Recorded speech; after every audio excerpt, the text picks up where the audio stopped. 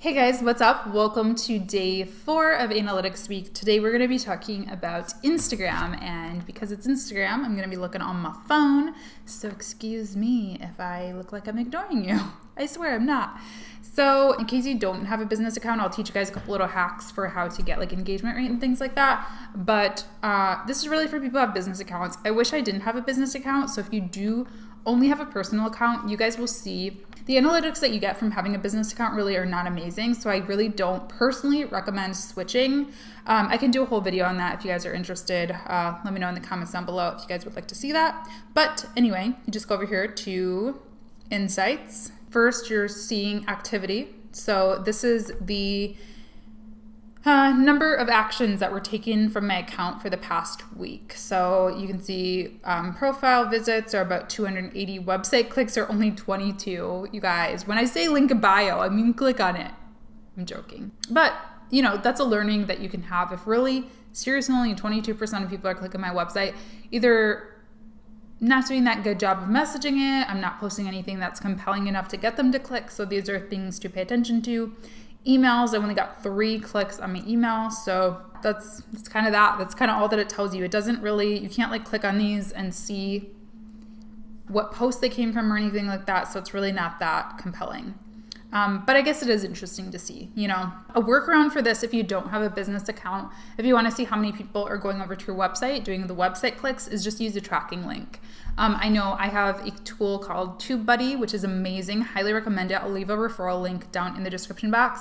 But for my YouTube videos, I can actually have a tracking link through TubeBuddy to my subscribe page or to my most recent video. So that's something you can do. You can also use a tool like Bitly, which is free, to just see how many people went over to your website from a certain data source. Discovery. So I reached a total of 4,645 accounts in the past week. So again, I think in the past couple of videos, I talked about the difference between reach and impressions, but just in case you're new here, reach means the total number of accounts. So I made it into the news feeds or the hands basically of 4,000 people, but there were 14,000, almost 15,000 impressions, meaning that many of those people saw or interacted with my stuff more than once. So those are probably mostly my followers, like they saw multiple posts from me, multiple Instagram stories. But this could also be through hashtags or through people just visiting my page for some reason. And then you can also see like how much that's increased or decreased. I did actually post quite a bit. Not quite a bit. I don't post very much on Instagram. I post only a few times a week, but I think the week before I didn't post at all. So that's why those numbers are so big of an increase. If you click on content here, this is pretty interesting, I guess. You can see feed posts. Number of times they were seen is how these are ordered. So my Puerto Rico picture there was seen 3,600 times. And then you can also sort this, I think, by engagement, for example. So this is 1 year sorted by engagement. So my most engaged with picture is that one there in the corner.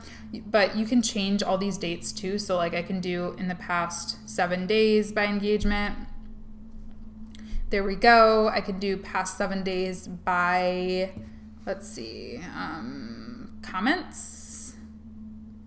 Okay, past 7 days by follows.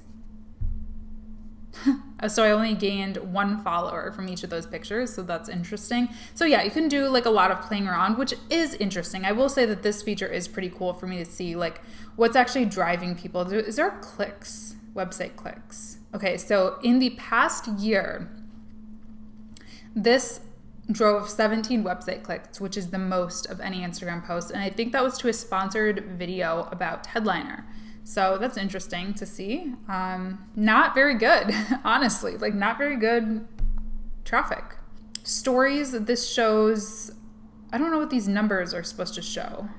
Impressions, total number of impressions. We can also sort it by like profile visits. Let's see.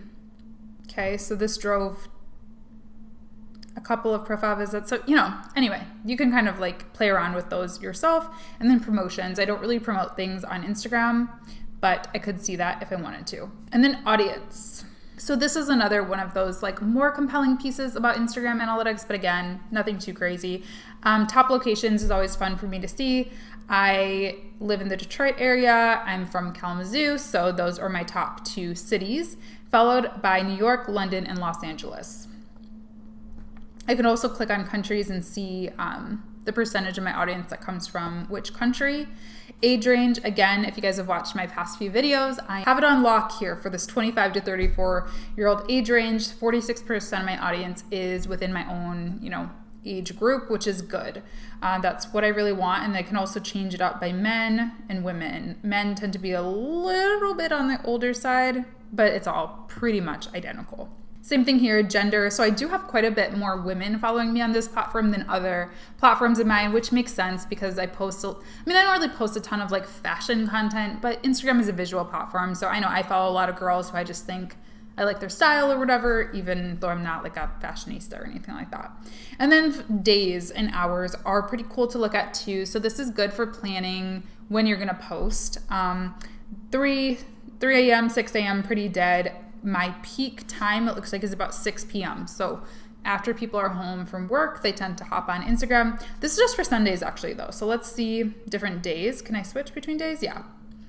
As you can see though, they all pretty much mirror each other. It looks like 3 p.m. is another hot day, or hot time, sorry.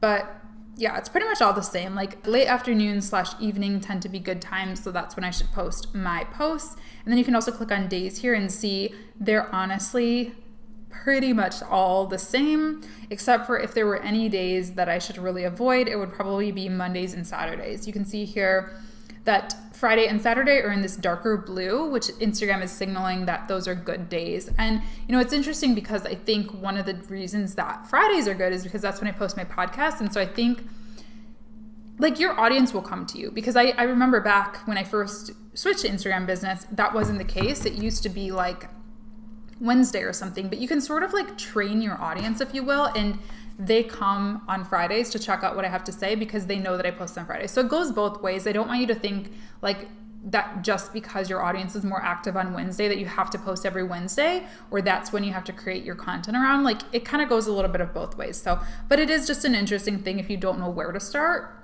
Looking at this, I would say, hey, Friday and Saturday, I should post content. So I need to get better about posting on Saturdays, I think, because I tend to post a lot throughout the week. But anyway, that's it. That's Instagram Insights.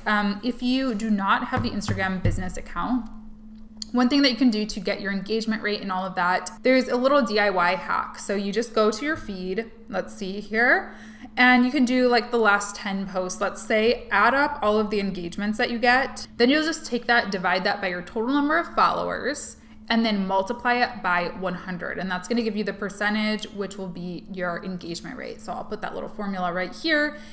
Basically, it's your total number of engagement, comments, and likes divided by the total number of followers, multiply that by 100, and you'll get your engagement rate. And generally speaking, 2% engagement, industry standard is like good or okay. Anything above that, you tend to get to good and great kind of engagement rate. So that's it for this episode of Analytics Week. I hope it was helpful. Be sure to give me a big thumbs up if it was.